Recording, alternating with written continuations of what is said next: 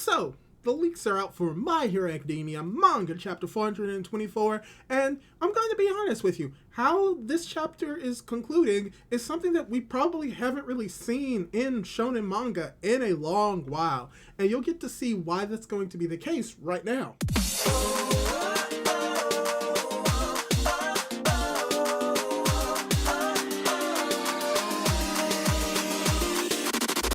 Hey guys, how's it going? It is your boy, Manga Mandro, and I'm here to do and cover the leaks and the spoilers for My Hero Academia Manga Chapter 424. And from what I've read of the leaks so far, this is going to, once again, be another decisive or divisive chapter. Both of those are actually accurate with what we have in the chapter.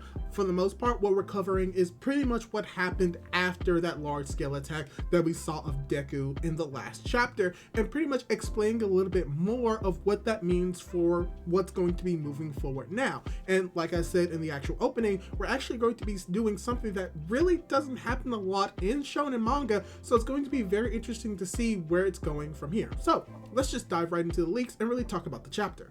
And start off, the chapter begins a few days after the battle in Washington. Mero says that the weather has cleared up and apologizes for getting the weather forecast wrong. She also recommends that people take care when washing their clothes because the wind is still strong. The wind was generated by Deku's punch and was what ended the war. We see Cementos and Salam rebuilding a building and two children excited because they will be able to live there again. The foreign heroes arrived in Japan very quickly and helped rebuild the country. We see Big Red Dot giving an interview, a hero using his quirk to project the layout of a building, and Setsuna helping a pro hero. The reporter says that before quirks appeared, a reconstruction on the scale would have taken more than 10 years. The doctor at the Central Hospital says that Bakugo's arms won't go back to normal.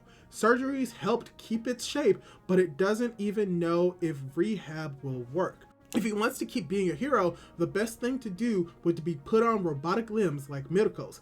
Bakugo says he won't do that because his quirk comes from his sweat of his hands. Besides, Deku has no quirk at all. He says that he's going to work hard in rehab, but the doctor tells him to just do light exercises because he's worried about Bakugo's heart. If it hadn't been for Edgeshot, he would have died. The doctor doesn't understand how he kept fighting and traveled dozens of kilometers in those conditions, but he should rest now. It cuts to another hospital room, and Deku can't believe he is in the same one as All Might. All Might said that it must be Tsukachi's doing. Deku says that he can feel his arms again, but he's still upset that he couldn't save Tenko's life. Even though the hatred in his heart vanished, he refused to stop being the leader of the League of Villains until the end. And this is probably where the controversies and the controversial part of the chapter will most likely begin. But there's a few points that I want to bring up. First of all, we're getting to see more foreign heroes potentially coming to help Japan, and that the help of these foreign heroes pretty much allowed for Japan to become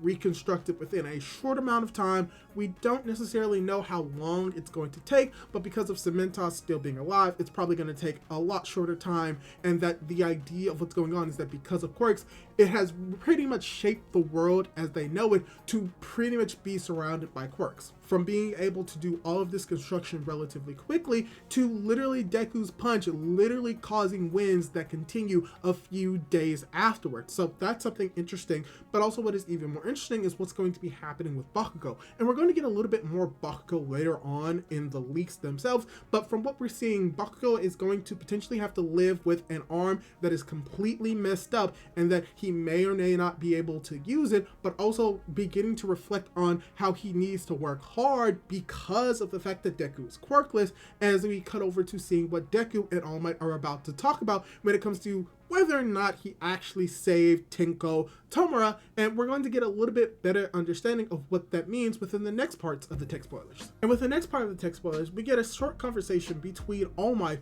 where All Might asked how Shigaraki's face was at the end, and Deku remembers the end of their talk. You've already destroyed it. That'll depend on what you guys do from now on. Good luck. All Might says that if Deku no longer saw the crying boy, then his heart was saved. All Might says that he sensed that Deku passed one for all to Shigaraki, so Tomura must have understood Deku's intentions. Deku says that he did, but that he still has the one for all embers inside of him. It's at this moment that Bakugo opens the door and is completely shocked. Upon discovering that Deku still has his quirk, Bakugo remembers them as children, holding the All Might card and several other moments from the past, like the bullying and their second fight.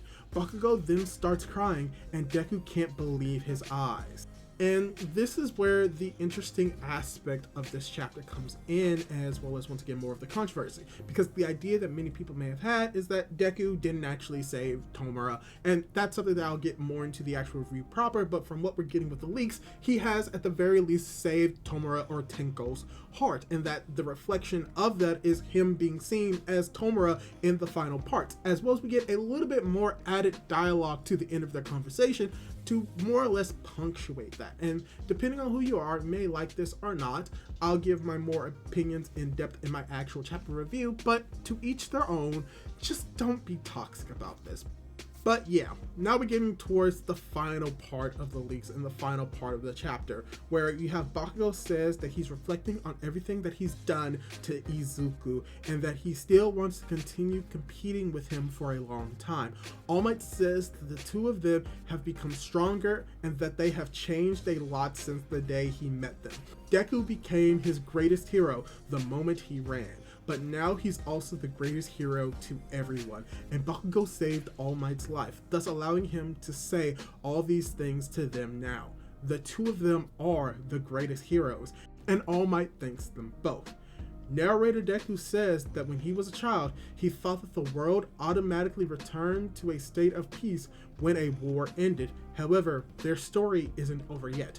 We see Shoto facing back, some things that look like shells, and a pensive Ochako. They still need to create their bright future. They need to go beyond. The last page shows Deku, Ida, and Kaminari in their school uniform walking towards UA, which is being rebuilt. Chapter 424, Epilogue. And that last part is what I was talking about. We rarely, if ever, get epilogues when it comes to shonen manga. And by the fact that this is most likely going to be the first or second chapter of that final volume, and volumes typically range in chapter count from 11, 10 to 12 to upwards of potentially 13, we're at the very minimum going to have an entire chapter dedicated to the epilogue, which could vary depending on the final chapter, which may be 15 chapters, or it may be 15 pages, or it may be upwards of 40 pages for that final chapter. We just don't know for certain, but this is something interesting, and that we're still going to get a little bit more from Deku as well as the other students of Class 1A even past this war, more or less being a epilogue or post-war arc if you want to equate it to being like that, as well as just getting a little bit more of Bakugo understanding the situation and just more confirmation of what it means to be the greatest hero